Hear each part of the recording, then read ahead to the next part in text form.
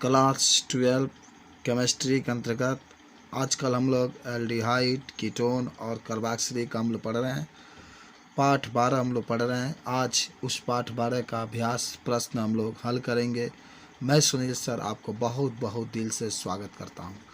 तो आइए हम लोग चलते हैं अभ्यास प्रश्न के पास। देखिए प्रश्न ये कहता है कि निम्नलिखित पदों यानी शब्दों से आप क्या समझते हैं, प्रत्येक का एक उदाहरण दीजिए।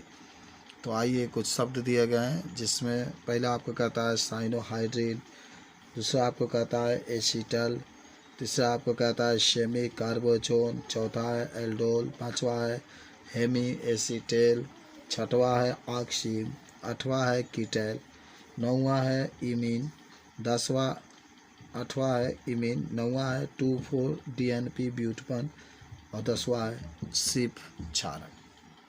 तो आइए एक एक करके हम लोग बहुत ही ध्यान से इसको समझते हैं, क्या कह रहा है उसके बारे में जानने का प्रयास करते हैं। तो आइए शुरू करते हैं हम लोग। पहला आपका है साइनोहाइड्रिन। देखिए साइनोहाइड्रिन कहता है तो कह सकते हैं कि साइनोहाइड्रिन यौगिक कार्बोनिल की यौगिक और हाइड्रोजन साइनाइड अभिक्रिया स्वरूप प्राप्त होता है। यानी जो साइनोहाइड्रिन होता है वह जो कार्बोनिल यौगिक होते हैं, चाहे आप एल्डिहाइड ले लीजिए चाहे कीटोन जो भी लीजिए, उसकी क्रिया हाइड्रोजन साइनाइड से कराते हैं तो हमें साइनोहाइड्रिन प्राप्त होते हैं।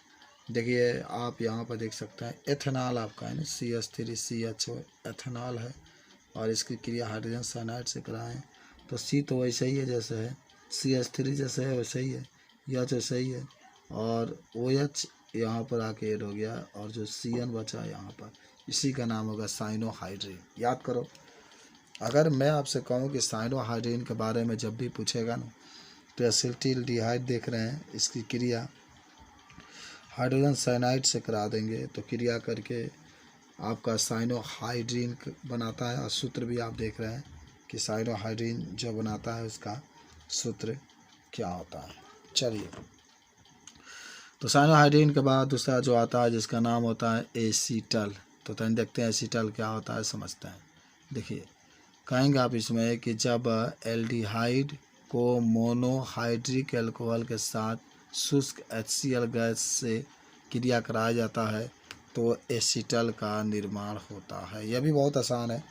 यानी एसीटल में हम लोग कह सकते हैं कि जब जो आपका एल्डिहाइड होता है, इस एल्डिहाइड की क्रिया मोनोहाइड्रिक अल्कोहल यानी मोनोहाइड्रिक का मतलब जिसमें OH एक हो उसके साथ और शुष्क HCl की उपस्थिति में कराया जाता है तो एसिटिल आपका बनता है। देखिए ज़रा यह है आपके R, यानी आप इसको एसिटिल्डिहाइड कह सकते हैं एल्डिहाइड, और यह मोनोकार्बोक्सिलिक एल्कोहल R-OH फिर R-OH है, इसे क्रिया कराते हैं तो देखिए होता क्या, एक C जो है यहाँ पर है RH जैसे सेम वैसे ही OR- और यहाँ से H2 जो होगा वह बाहर निकलेगा, इसी को हम लोग एसिटिल कहते हैं।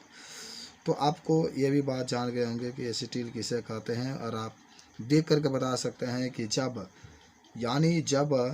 जो एल्डिहाइड होती है उसको मोनोहाइड्रिक अल्कोहल के साथ क्रिया कराया जाता है तो हमें एसिटिल का निर्माण मिलता है। तो मोनोहाइड्रिक का मतलब होता है कि जिसमें आपके एक OH आता है तो उसी को हम लोग कहते हैं मोनोहाइड्रिक। तो ये चीज़ भी पूछा जाता है तो मोनोहाइड्रिक भी आप बता सकते हैं। चलिए आगे बढ़ते हैं और तब आते हैं हम लोग 3 नंबर पर। 3 नंबर जो आपका कहता है सेमी। देखिए आगे हम लोग बढ़ते हैं, 3 नंबर में क्या है, कहता है सेमी कार्बोजोन। देखिए ये क्या होता है, यह उत्पाद एल्डिहाइड और कीटोन की क्रिया स्वरूप सेमी कार्बोजाइड से उत्पन्न होता है। यानी सेमी कार्बोजाइड कब प्राप्त होता है, तो आप कह सकते हैं कि जब एल्डिहाइड और कीटोन आपस में क्रिया करते हैं तब जो होता है आपका सेमी कार्बेजोन का निर्माण होता है। देखिए यह है एल्डिहाइड, क्योंकि आप यहाँ पर लिख सकते हैं R लिखिए चाहे H लिखिए, CO है तो एल्डिहाइड, और इसकी क्रिया किससे करा रहे हैं आप, कीटोन से। कीटोन क्यों है देखिए ज़रा, ये CO कीटोन है यहाँ पर, तो इस तरीके से क्रिया H2 बाहर निकलेगा तो बनेगा सेमी कार्बोजोन आपका। ये भी जान गए हैं। चलिए, सेमी कार्बोजोन के बाद एक होता है एल्डोल। देखिए, एल्डोल का मतलब होता है कि जब, सुनो, जब आप कार्बोनिल यौगिक में अल्फा हाइड्रोजन होता है और वे यदि तनु एल्किलो में क्रिया करता है तो एल्डोल का निर्माण होता है। यानी कहने का मतलब है कि एल्डोल का मतलब ही होता है कि एल्डोल यानी OH इसके साथ जुड़ना चाहिए। तो जैसे मान लीजिएगा कि आप इसमें कह सकते हैं कि जब कोई एल्डिहाइड है और उस एल्डिहाइड के जो अल्फ़ा कार्बन होता है, उस अल्फ़ा कार्बन पर कोई OH आकर के जुड़ जाता है तो उसी को हम लोग कहते हैं एल्डोल अभिक्रिया। रिएक्शन भी आप देख सकते हैं और रिएक्शन को देख करके बता सकते हैं कि आखिर एल्डोल होता क्या है, एल्डोल रिएक्शन कहते किसे हैं। तो ये भी बात आप जान गए हैं कि जब जो आपका एल्डिहाइड होता है उसके अल्फ़ा जो कार्बन होते हैं, उस अल्फ़ा कार्बन पर जब आपका कोई OH समूह जुड़ जाता है तो उसी को हम लोग कहते हैं एल्डोल संघनन अभिक्रिया। तो इस अभिक्रिया के बारे में भी हम लोग बता सकते हैं। चलिए, रिएक्शन भी हम लोग देख लेते हैं। रिएक्शन अगर पूछता है तो क्या कर सकते हैं कि यहाँ पर देखिए एल्डिहाइड है, डबल अणु इसके हैं और यही देखिए यही C है, तो C यही अल्फा है क्योंकि इसमें क्रियात्मक समूह जुटा है, इस पर OH आकर जुट गया तो इसी को कहते हैं एल्डोल अभिक्रिया। चलिए, एल्डोल के बाद एक और आता है जिसका नाम होता है हेमी एसीटेल। तो ये भी देख लेते हैं कि अगर कह रहा है कि हेमी एसीटेल क्या होता है तो इसके बारे में भी हम लोग बता सकते हैं कि हेमी एसीटेल में है कि जब एल्डिहाइड है और इसको जब शुष्क HCl को उपस्थिति में क्रिया कराते हैं तो एल्डिहाइड एल्कोहल से क्रिया करके हेमी एसीटेल बनाता है। देखिए, ये एल्डिहाइड है ना और ROH से हमने क्रिया कराया है तो देखिए किस तरीके से RCH ऐसे ही है, एक OR अलग चला जाएगा AOH, इसी को कहता है हेमी एसीटेल। एक होता है ऑक्सीम, और ऑक्सीम भी याद होगा कि जब एल्डिहाइड या कीटोन हाइड्रोक्सिल एमीन यानी NH2OH से क्रिया करते हैं तो ऑक्सीम का निर्माण होता है। याद करो, जब एल्डिहाइड या कीटोन हाइड्रोक्सिल एमीन से क्रिया करते हैं तो ऑक्सीम बनता है। देख रहे हैं C है, यहाँ पर H है, CH3 है, ये एल्डिहाइड है और ये हाइड्रोक्सिल एमीन है NH2OH। तो यहाँ से क्रिया करने के बाद CH3 वैसे ही रहेगा, इसके साथ NOH, इसी का नाम होता है एसिटिल डॉक्सिन या इसी को ऑक्सीम भी कहते हैं। उसके बाद से देखिए अगला जो है उसका नाम है कीटेल। कीटेल का मतलब होता है, कीटोन तो जरूर रहेगा, आप जानते हो कि जब कीटोन एथालीन ग्लाइकॉल से क्रिया करता है तो एक चक्रीय उत्पाद बनता है जो कीटेल कहलाता है। देखिए, यह है आपका एसीटोन, ठीक है, कीटोन आपका है और ये किससे क्रिया करता है, ग्लाइकॉल, एथिलीन ग्लाइकॉल। देखिए बाबू, एथिलीन ग्लाइकॉल का सूत्र होता है CH2OH। जब क्रिया करता है तो क्रिया करने के बाद HCl, फिर CrH और OO। देखिए, C जो R है वैसे ही रखेंगे यहाँ पर।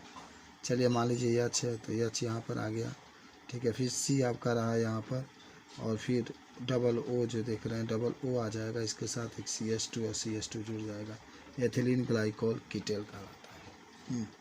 उसके बाद से एक चीज़ आता है जिसका नाम होता है एमीन। तो एमीन का भी आप बता सकते हैं कि जब एल्डिहाइड और कीटोन अमोनिया से क्रिया करते हैं तो परिणाम स्वरूप एमीन का निर्माण होता है। यानी जब एल्डिहाइड या कीटोन अमोनिया से क्रिया करते हैं तो परिणाम स्वरूप एमीन बनते हैं। तो इसको भी हम लोग देख लेते हैं एमीन का निर्माण किस तरीके से होता है। तो एमीन वगैरह जो होते हैं ना, देखिए यही आपका है किस तरीके से ये एल्डिहाइड है और ये क्रिया किससे करता है, एमीन अमोनिया से करता है ना। तो यहाँ से यानी H2 ये बाहर निकल जाएगा तो RCNH, इसी को एमीन कहते हैं। चलिए, एक और आपका रिएक्शन है 9th नंबर है 2,4 DNP व्युत्पन्न। तो 2,4 DNP जो व्युत्पन्न है ये क्या आता है, तो कह सकते हैं कि जब कार्बोनिल यौगिक 2,4 DNP हाइड्रोजन से क्रिया करता है तब उत्पाद 2,4 DNP हाइड्रे जोन कहलाता है। देखिए यह एल्डिहाइड, इसकी क्रिया किससे करा रहे हैं, तो अमोनिया से करा रहे हैं, N2H3 से करा रहे हैं। तो कराने के बाद देखिए ये सब आपका जुड़ा हुआ है, तो ये आपका 2,4 DNP बिटकॉइन बनेगा। क्यों DNP बिटकॉइन, क्योंकि ये 2, 3, 4 है, देख रहे हैं ना, बन जाएगा। चलिए एक होता है सिप क्षारक, ये भी हम लोग देख रहे हैं।